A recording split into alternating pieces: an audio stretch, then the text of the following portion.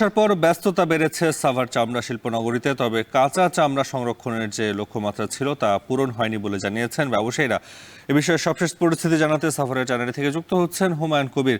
হুমায়ুন, এখন পর্যন্ত কি পরিমাণ কাঁচা চামড়া সংরক্ষণ করা গেছে জানাবেন, আর দাম নিয়ে কি বলছেন ব্যবসায়ীরা?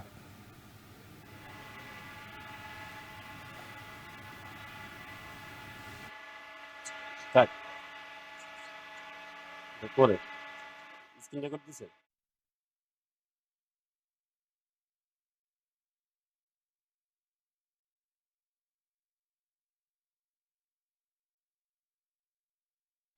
চামড়া শিল্প নগরীতে যে পরিমাণ লক্ষ্যমাত্রা হওয়ার কথা ছিল সেই লক্ষ্যমাত্রা কিন্তু পূরণ হয়নি। ৫ লক্ষ চামড়া সংরক্ষণের যে লক্ষ্যমাত্রা সেটি থাকলেও কিন্তু এবার চামড়া সংরক্ষিত হয়েছে ৩,৭৯,৮৪১টি, তার মধ্যে ২০,২২৭টি ছাগলের চামড়া রয়েছে এবং চামড়ার যে দাম সেটি নিয়েও কিন্তু প্রশ্ন উঠেছে। এখানকার যারা ফড়িয়া রয়েছেন এবং যারা ছোট পাইকারি আড়তদার রয়েছেন তারা বলছেন যে এবছর চামড়ার তারা আসলে সরকার নির্ধারিত মূল্য যেটি বেঁধে দেওয়া হয়েছিল, ঢাকার যে চামড়া ১৩৫০ টাকা এবং ঢাকার বাইরের ১১৫০ টাকা, সেই ১৩৫০ টাকা করে যে গরুর চামড়া বিক্রি করার কথা ছিল সেই দরে আসলে চামড়া বিক্রি করতে পারেনি তারা। ট্যানারি কর্তৃপক্ষ আসলে অনেক কম মূল্যে এখানে চামড়া কিনেছেন। আমরা দেখেছি ৪০০ টাকা থেকে শুরু করে সর্বোচ্চ ৯০০ টাকায় আসলে এই যে বিসিক চামড়া শিল্প নগরীর ট্যানারি রয়েছে সেখানে চামড়া বিক্রি হয়েছে, চামড়া কিনেছে এবং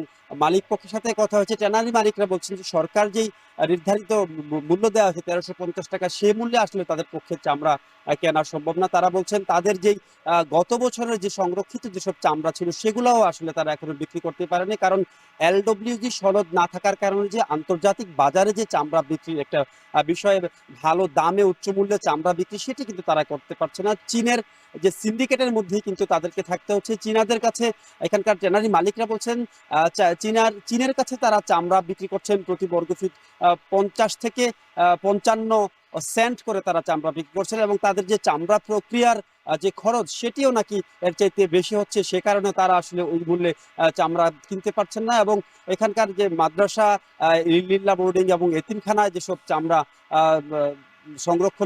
সংগ্রহ করে যারা এখানে নিয়ে এসেছিলেন তারাও কিন্তু যেই টাকা দিয়ে চামড়া কিনেছেন একটা লসের মধ্যে পড়েছেন, এমন কথাই কিন্তু তারা বলছেন। এবং তারা দাবি জানিয়েছেন যে চামড়ার যে সংশ্লিষ্ট যারা রয়েছেন তারা যেন এখানে আরো নজরদারি বাড়ায়। বিশেষ করে যে আমরা ১০ দিন পর্যন্ত কিন্তু লবণযুক্ত চামড়া সেগুলি ঢাকার বাইরে থেকে ১০ দিন পরে ঢুকবে এবং এই কয়েকদিনের মধ্যেও কিন্তু আমরা ঢাকার ভিতরে যেসব লবণযুক্ত চামড়া রয়েছে সেগুলো এই ট্যানারিতে ঢোকার কথা এবং সেসব চামড়া যাতে সরকার নির্ধারিত মূল্যে ট্যানারি মালিকরা ক্রয় করেন সেই লক্ষ্যে ব্যবস্থা নেওয়ার জন্য কিন্তু আহ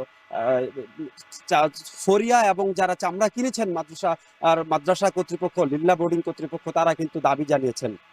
আচ্ছা, এছাড়া এই চামড়া শিল্পে এখন থেকে আর কোনো কাঁচা চামড়া সংরক্ষিত হবে না। তারা নতুন করে প্রস্তুতি নিচ্ছেন আগামী ১০ দিন পর, মানে ঈদের থেকে ১০ দিন পরে যে লবণযুক্ত চামড়া রয়েছে যেগুলো ঢাকার বাইরে থেকে যেসব চামড়া আসবেন সেগুলো সংরক্ষণের জন্য কিন্তু ট্যানারিগুলো প্রস্তুতি নিচ্ছেন।